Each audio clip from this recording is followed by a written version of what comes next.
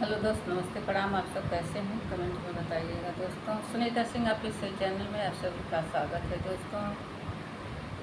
आप लोग वीडियो को कहाँ से देख रहे हैं बताएंगे दोस्तों। आप लोग बताएंगे तभी हम जान पाएंगे कि आप लोग हमारे वीडियो को पसंद करते हैं दोस्तों। तो आइए मैं आप लोग के बीच में एक भोले बाबा का देख रहे हैं दोस्तों। कैसा लगे आप लोग कमेंट में जरूर बताइए कि हम के अपनी चरनिया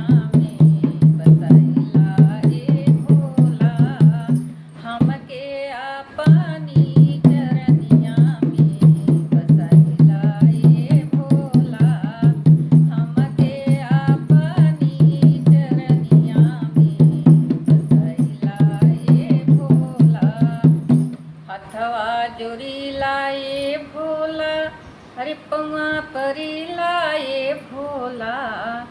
हथवा जोरी लाए भोला, हम पौआ परी लाए भोला। कि हम पे कहिया दया करब तू बताई दा ए भोला।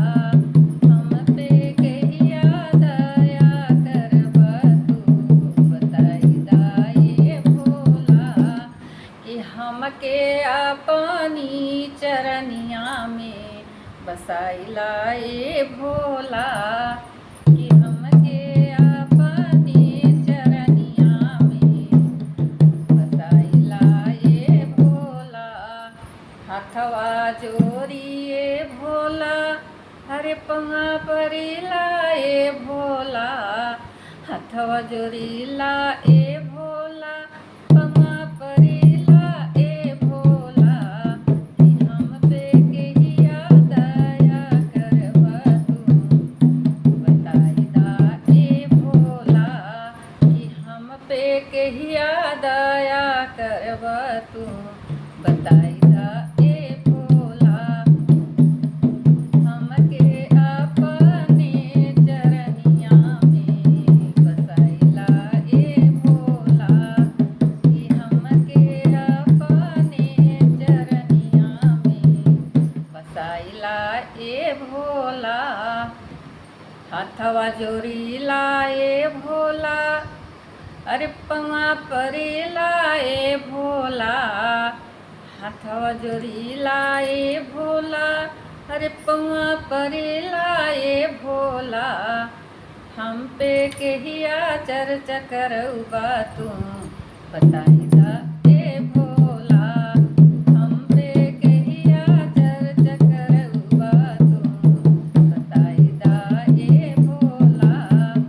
हम पे कहिया चर्चा करौबा तू बताई दा ए भोला।